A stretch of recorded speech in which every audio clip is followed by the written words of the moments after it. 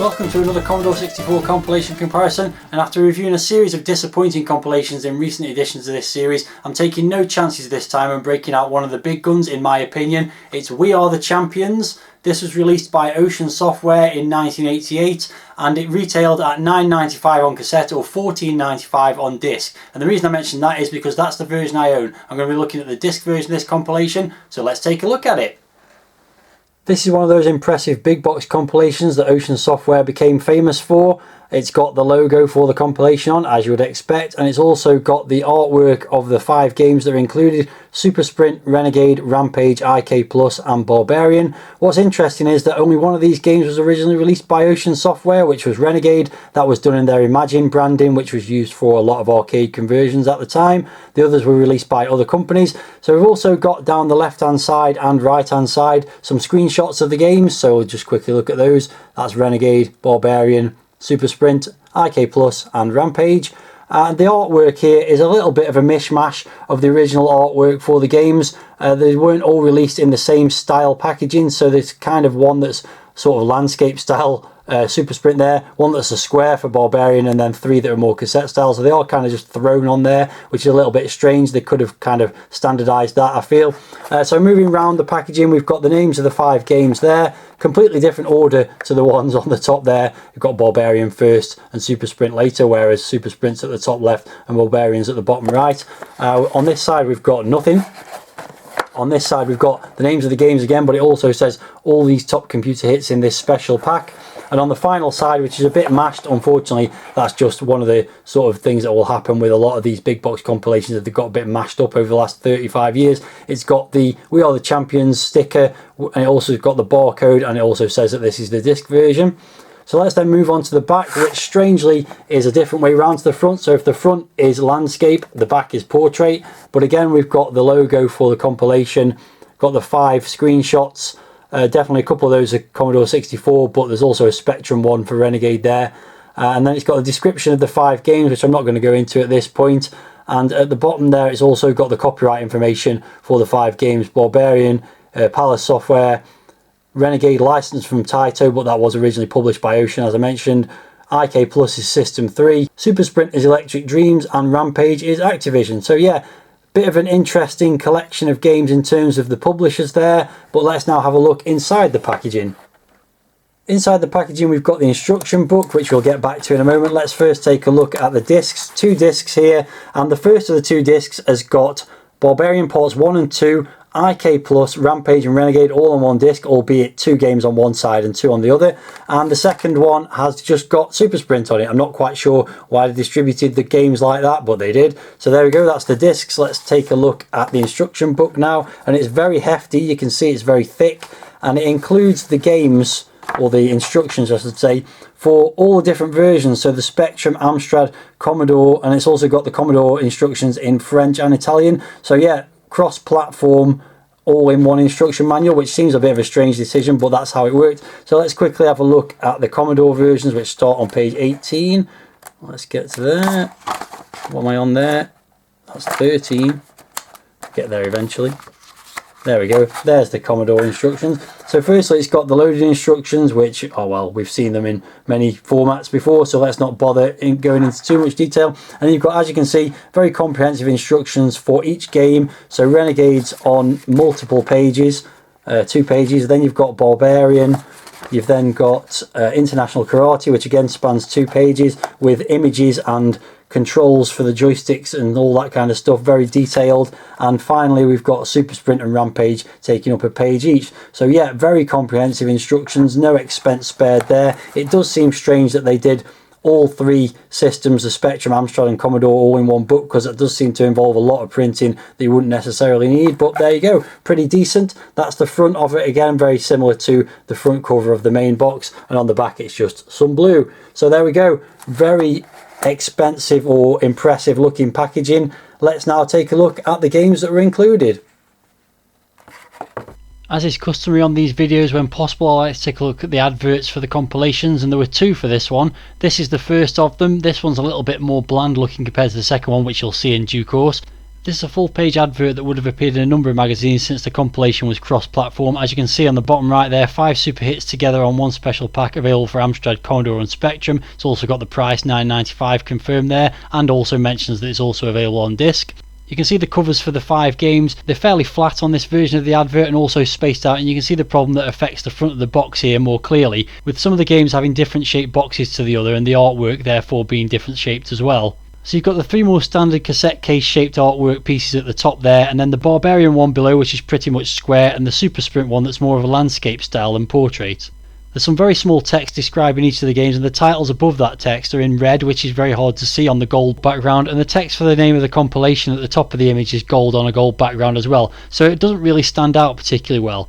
Many of those issues were rectified with the second version of the advert, as you can see here. Firstly, the We Are the Champions logo was done in silver on the gold background, so stands out really well. There's some extra text saying all these chart-topping hits in a single giant pack, very clearly denoted in the red text on a white background. The cover images for the 5 games have got a border around them which makes them stand out more, and they've also been made larger and grouped together more closely so they look better. And finally, the text that describes the games, while still small, is much easier to read since they've used a darker black font. So I thought that was quite interesting to see the evolution of the design of the advert for this compilation, but now let's get on and look at the games. Now, unlike most of the compilations I've reviewed in this series so far, I'm pretty familiar with all the games in this one, so let's start things off with Super Sprint, originally released by Electric Dreams in 1987 based on the 1986 Atari coin-op. Super Sprint lets 1 or 2 players compete head to head with a bird's eye view over 8 grueling tracks. There's plenty of challenge for your driving skills with ramps to jump, opening and closing gates, hidden shortcuts, over and under passes and bank turns. In 2-player mode you have the choice of racing against each other in a one-on-one event, or you may have a third competitor controlled by the computer. Each race consists of 4 laps on the selected course. If players beat the drone car, the race continues on a new track selected from the remaining available circuits. Random objects will appear on the track from time to time to be collected or avoided, and the further you get through the game the more hazards appear. Oil slicks cause the car to spin out of control, water patches cause the car to slow down, and the tornado's high wind blows the car off course and into a brief spin. You can boost your score with the bonuses that appear from time to time, but the most important collectible is the Golden Spanner. Should any car collect 3 or more Golden Spanners during a race, the driver will be able to choose a custom car feature from the bonus screen should they qualify. The 4 enhancements available are Super Traction, higher top speed, turbo acceleration and increased scoring. It might be missing one of the player cars, but otherwise this is a decent conversion of the arcade game with all the key elements recreated. The graphics are simple but well drawn and animated, the movement of the cars is smooth and the controls are intuitive as you use fire to accelerate rather than pushing forwards. There's no need to brake in this one. Unlike the arcade version, you've got the choice of background music in-game. It's a reasonable tune but not particularly long, so it does get repetitive the more you play. You can also choose to have sound effects only, which recreate many of the arcade game's jingles, but bizarrely there's no engine noise.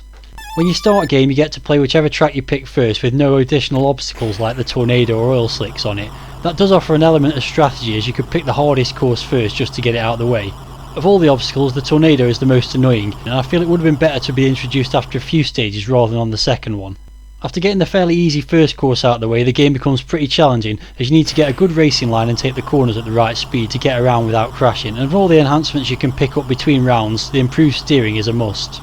The game does unfortunately have a few annoying bugs. Collision detection can be a bit iffy and sometimes that will result in repeated crashes. When you do crash, sometimes your car will respawn in odd places, and on the track with the ramp, sometimes when you try and jump over it looks like you've made it to the other side and then you'll suddenly be underneath it. All that means that crashing can be quite frustrating, but to be fair, if you drive perfectly then you have nothing to worry about. Another strange thing is that generally you don't crash or even slow down when hitting other cars, which is one less hazard to worry about when you're playing the game, but not particularly realistic.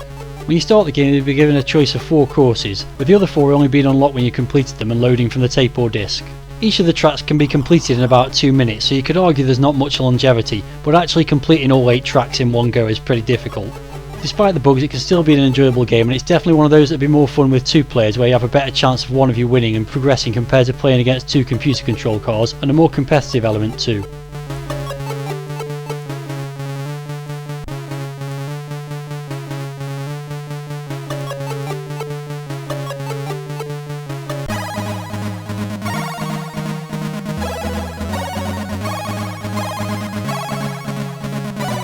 Let's move on to the next game then, another arcade conversion. It's Renegade, originally published by Imagine Software in 1987, which was by this point Ocean Software, and this is a conversion of the 1986 arcade game distributed by Taito.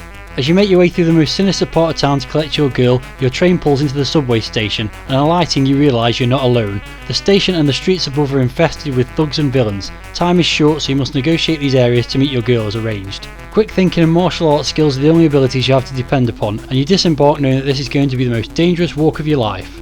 The game consists of 5 levels, and in each of these you'll meet a gang who are armed with different weapons. To complete a level, the leader of the gang must be defeated, but they won't join the fray until a number of their minions have been dispatched first. There are various ways of attacking your assailants, including punching, back kicks, flying kicks, kneeing and punching a floored assailant. There's a time limit for each section, and failure to defeat each stage's boss within the allotted time will result in you losing a life. You'll also lose a life if all your energy is depleted.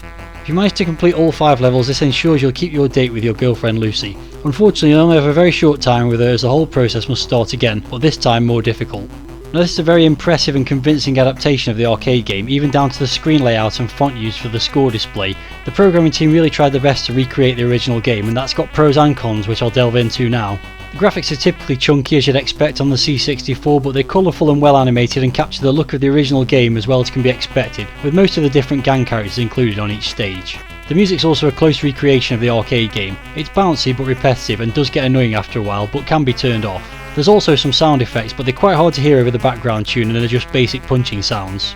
The first issue I have with the game is the controls are really hard to get used to, as you use a joystick to move and 3 keys along the top of the keyboard for left and right attacks and jumps. It's an admirable attempt to recreate the 3-button arcade controls, but it's really awkward. If you're going to make any decent progress in this game, you really need a joystick with suction cups on the base so you can stick it to your desk while you play, though you can get used to this control mechanism eventually.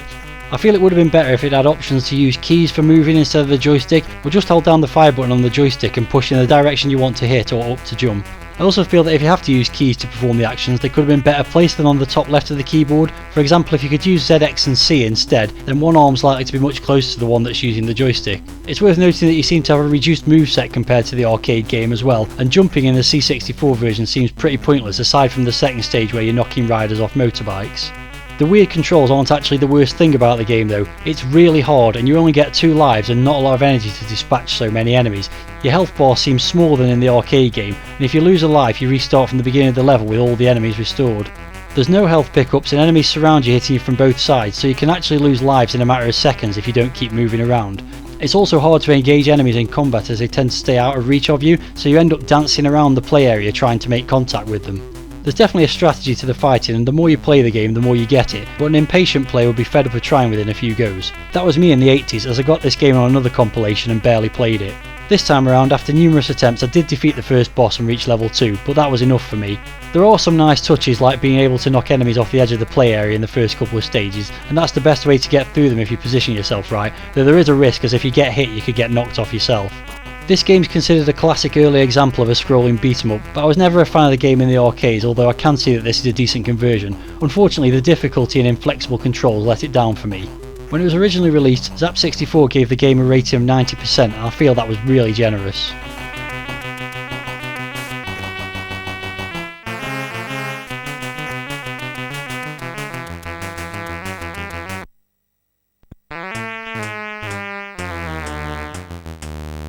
Moving on to game number 3 on this compilation then, and it's Rampage, a conversion of Sega's 1986 arcade game originally released by Activision in 1987.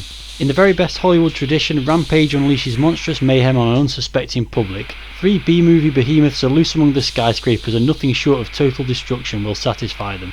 After consuming fast food laced with experimental food additives, George, Lizzie and Ralph ripped out their clothing and turned into a 50-foot gorilla, lizard and wolfman. Up to 3 people can play the game, each controlling a different monster. In a desperate battle for survival, you climb the skyscrapers and smash the walls with your fists, searching for edibles. Anything from goldfish balls to the occasional tasty human. Damaged buildings will eventually collapse into rubble, and getting trapped in the falling masonry will weaken you, so you must leap off when the foundations start to give way. When a whole screen full of buildings has been demolished, a new city block appears, ready to be flattened. The nation's military might is also bent on your destruction, so try to avoid or punch the troops who fire from the windows and the gunship helicopters that are constantly circling overhead. You can also punch and be punched by your fellow monsters. If you lose all your energy, you revert back to human form and, hiding your nakedness as best you can, shuffle off screen in embarrassment. In true arcade game fashion, Rampage begins with a convincing track mode and a demo showing you how to play the game. There's a reasonable tune on the title screen, but it's only sound effects in game and they're functional at best, with hissy punching and explosion noises and not much else. Graphically it's okay, the main sprites are well drawn and animated and the vehicles are good, but the buildings are drab and repetitive. The Coin Ops gameplay is recreated pretty well, but it can be a bit fiddly smashing the buildings. Just like the arcade game, you're able to eat soldiers and items from the windows and smash copters mid-air. Jumping's mostly redundant in this version and it's quite hard to do as you have to press the fire button when you're on a flat surface.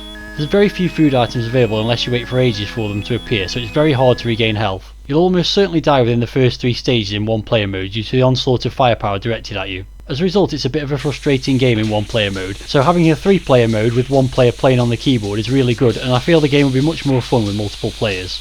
I was a fan of this game in the arcades back in the day, and when I got the C64 version I played it a lot, but to be honest, playing it again now soon got dull.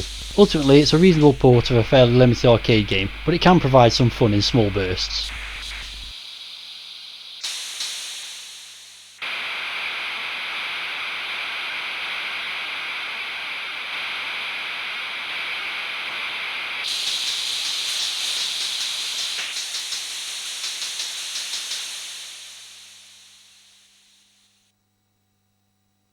That's the 3 arcade conversions on this compilation out of the way. Let's move on to the 2 original games, and the first of those is International Karate Plus, or IK Plus as it's more commonly known. This was released by System 3 in 1987 and was programmed by the late Archie McLean, who sadly passed away towards the end of last year. IK Plus is a development of the original International Karate game, with the main extra feature being that there are 3 fighters on the screen at once rather than 2. There are 17 different moves that can be made, all controlled by the joystick, and with practice all of these moves can be executed smoothly in a flowing fight sequence. Opponents can be hit in the head, chest, stomach, shins and feet from in front or behind. During a fight round, if a player successfully hits an opponent whilst facing him, he gets 2 combat points and a numerical score. Attacking from behind earns 1 combat point and half the score. Each round lasts either for 30 seconds or until one of the fighters gains 6 combat points. In the latter case, the combatant who scored the 6 points is awarded a time bonus of 100 points for each second left in the round. At the end of each 30-second round, an animated judge appears to instruct the players and announce the rankings. If a human player is in 3rd place, he's out of the game, but as long as he can stay in 1st or 2nd, he stays in the match. Every 3rd round there's a bonus stage where the player has to use a small handheld shield to deflect balls bouncing towards him from all angles. The game gets progressively harder from one round to the next, and players are awarded one of 6 belt colours depending on their score. The first thing that has to be talked about with this game is the fantastic visuals. The background is absolutely gorgeous with the sunset over the lake, and there's loads of detail and neat touches if you look closely enough, like fish jumping out the water and caterpillars crawling across the screen. The player sprites have the classic look of 80s karate games, but the animation on them is absolutely brilliant as they move back and forth across the screen, flipping, kicking and jumping. The game's also got a fantastic oriental inspired soundtrack and some decent sound effects too. I especially enjoy the bouncing ball noise in the bonus stage. Movement to your fighter is smooth and you've got a great range of moves at your disposal, although it does take some practice to master them all. With enough practice it's possible to chain moves together and it's very slick transitioning between them. The AI of the computer controlled players is really good, so that does mean that they're trying to do the same to you as you are to them, and it can be hard to time moves to connect without getting hit yourself. Mixing things up a bit is the bonus round that comes every 3 stages. It's a fun reaction test, a change of pace and a chance to ramp your score up if you can last long enough. Personally, I find the single player mode to be a bit unfair at times, as you can get battered by your 2 computer controlled opponents without being able to get a hit in, and that can be quite frustrating. To be fair though, that's probably just me needing more practice than I have the patience for. There's no doubt this is a great evolution of the earlier karate games on the C64, but it is still just a karate game of which there are many on the system, so it does lack some originality. Having said that, it's a classic game and very well programmed and loads of fun in the 2-player mode. To my mind, it's one of the 2 best versus fighting games on the system, and the other one also happens to be on this compilation.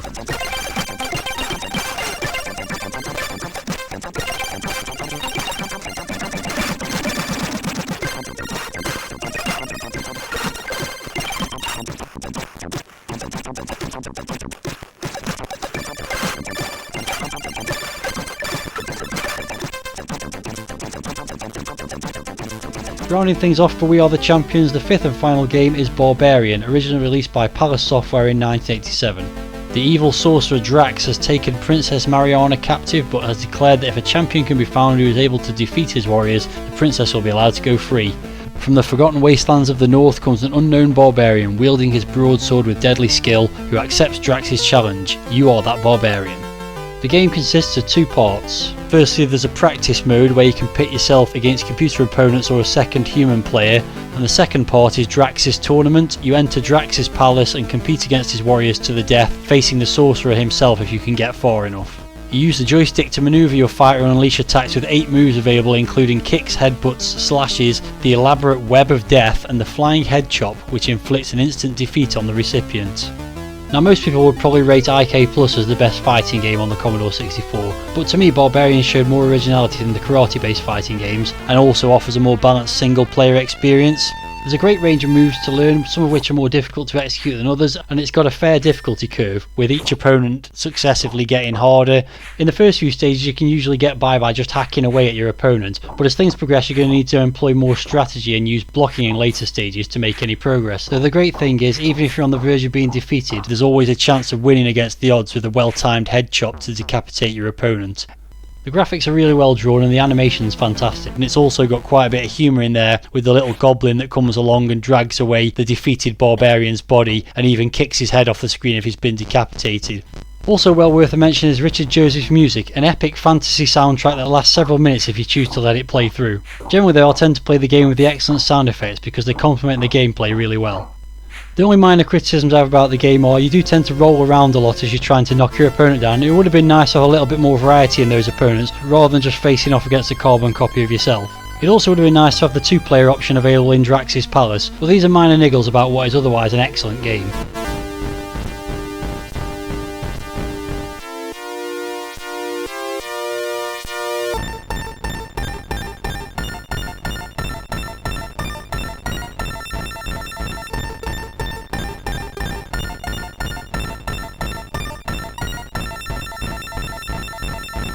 That rounds off the game reviews for We Are The Champions, and it has to be said there's not really a bad game amongst these 5, so let's give them some scores.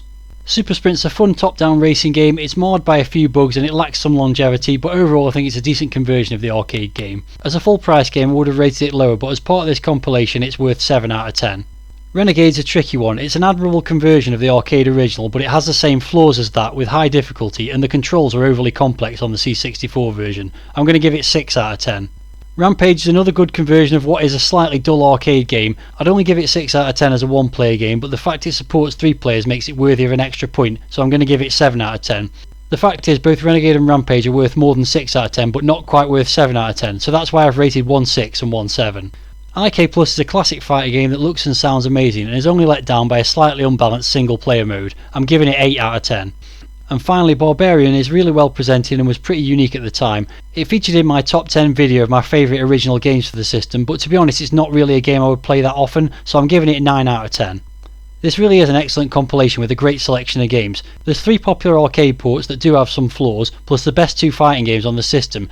The only real criticism of the compilation is it is very fighting game heavy. It perhaps could have benefited from a bit more variety, but having said that, fighting games were all the rage in 1988, so it certainly would have had broad appeal. The other great thing about this compilation is that all but one game support 2 players, which would have made it brilliant for playing with a friend. You could even argue that Renegade might be better as a 2-player game due to the awkward controls.